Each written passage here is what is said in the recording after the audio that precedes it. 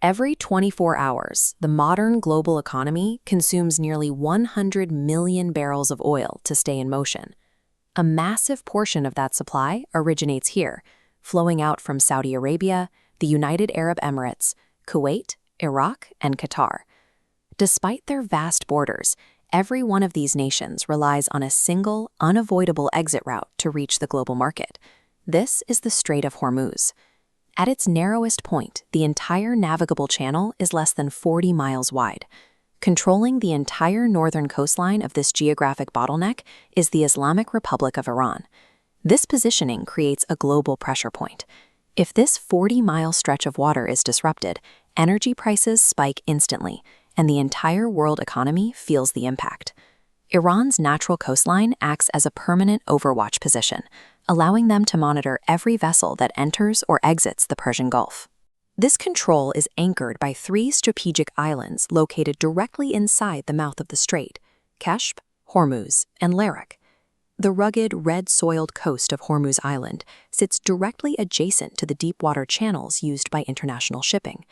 Because the strait is shallow and narrow, enormous tankers cannot maneuver freely.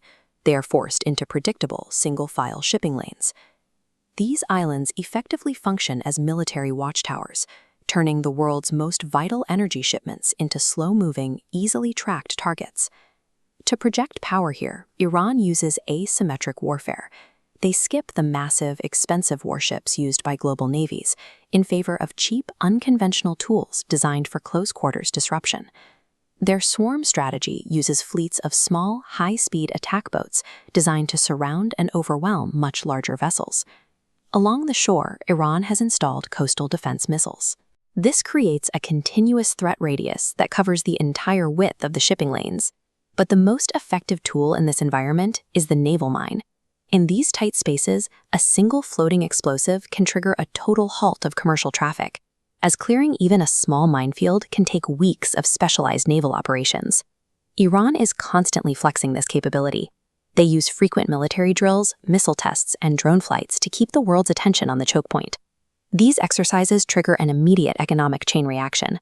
Shipping insurance premiums climb, and oil traders begin pricing in the risk of a total blockade. By utilizing these asymmetric tools, Iran exerts worldwide financial pressure and gains significant diplomatic leverage without ever firing a shot in combat. Countering these localized, inexpensive threats requires a multi-billion-dollar international military response. To maintain a balance of power, a coalition of nations, including the US, the UK, France, and regional allies, must keep heavily armed destroyers on patrol. This presence is there to enforce freedom of navigation, ensuring that the world's energy supply can physically transit the bottleneck without being seized or harassed. This combination of vital energy flow and high-stakes military tension turns even a minor maritime incident into an immediate global crisis. The Strait of Hormuz has become a body of water that requires constant international monitoring to prevent a global economic disaster. The sheer scale of the global infrastructure at risk here illustrates the power of a single geographic chokepoint. By merging territorial control over this 40-mile gap with swarm tactics and mine capabilities, Iran has created a strategic chokehold that is nearly impossible to break. In geopolitics, you don't need the world's largest navy to project global influence.